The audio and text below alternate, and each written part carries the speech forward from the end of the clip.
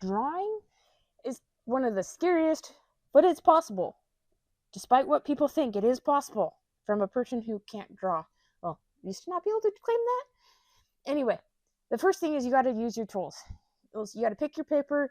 There's pros drawing with blank paper. There's pros drawing with graph paper. I found in my crafting adventure, graph paper has been my best friend for multiple reasons. The first reason graph paper is my best friend is I can have things roughed out a lot better, where I can get things symmetrical. I know where my center point is math works better with graph paper for me. The key thing to always remember is make sure you verify what it makes it an inch, so you know scaling wise, because every graph paper is not the same. I've had some that have been 5 blocks equal an inch, and I've had some that have been 4. Starting out, layout. I always try to lay out my center line. Laying out the center line, and then you can put points on for inch spacing. Let's skip ahead.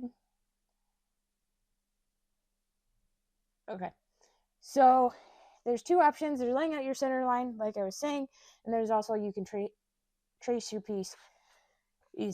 I've traced this here because it's oblongish. There's different concerns. One, this one has a manufactured edge on it, which can cause difficulties. That's why you see lines on here. I did the center line going both ways. Is with ski wampus pieces, just orient your design from the center point, and then you can draw center points on the graph paper. This one's like 4 1/4.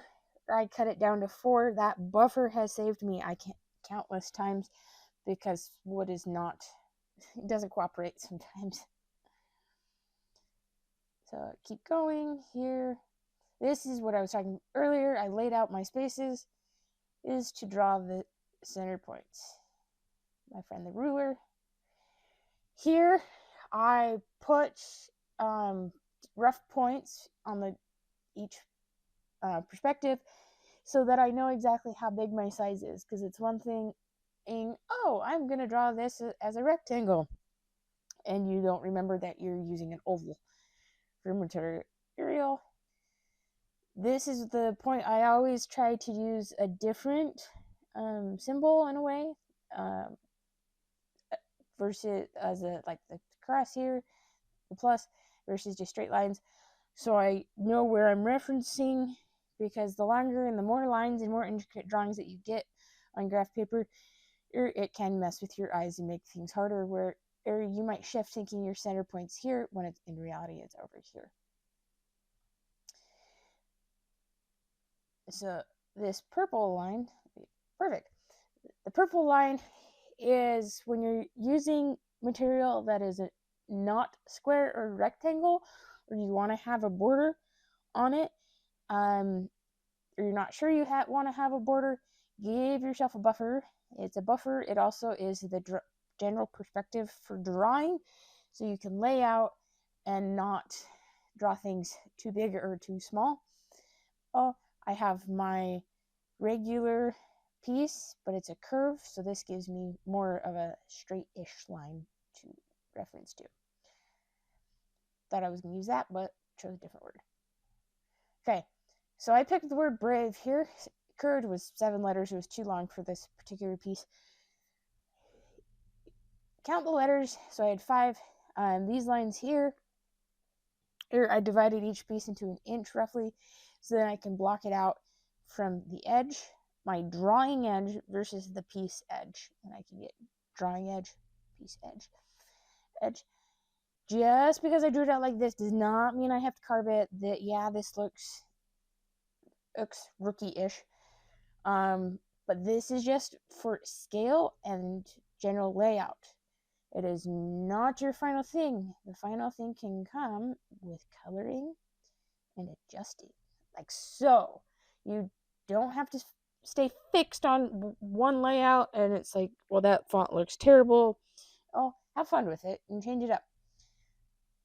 What I did here is I originally drew it out in black, then I came back and I adjusted it in green.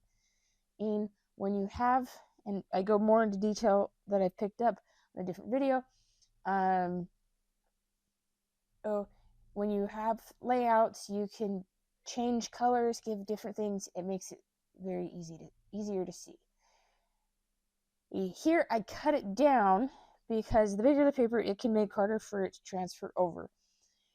Or cut it down to the rough size of the piece. There's pros and cons with this. The biggest con is how do I mount it to the piece itself. This is where this line and your two center lines come into play. Make sure you always reference when you're placing on a piece 2 points. I made it smaller and then taped it on here. I reference this line and then I reference this line. Stencils tend to move on you depending on the material, whether it's tracing paper or whether it's hardwood and it slides off. The tape may or may not stick. Some people use glue. You have to do your options, because if gluing is an option, however, if you want to use the stencil more than once, it might not be the best option. But I lined it up here, lined it up here. The next step is to trace it. My friend will always be carbon paper, or it's called transfer paper. It's cheap. You can buy 100 sheets anywhere. So tracing this on here, I recommend, if you can, to use a different color. Whether I drew it in green, this one I traced in purple.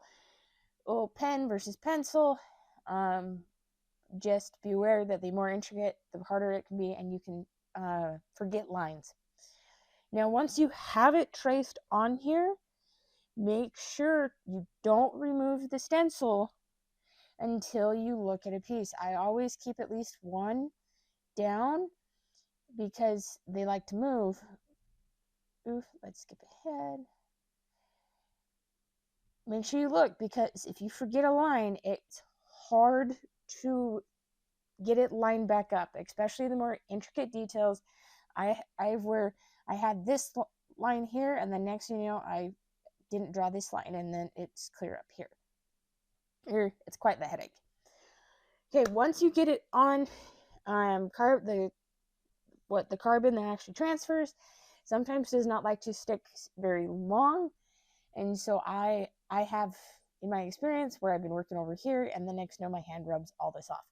It is very material dependent, so in this case, particular wood, I recommend retracing, because again, with material dependent, it may not be the easiest to see, or you have to have it at the right light.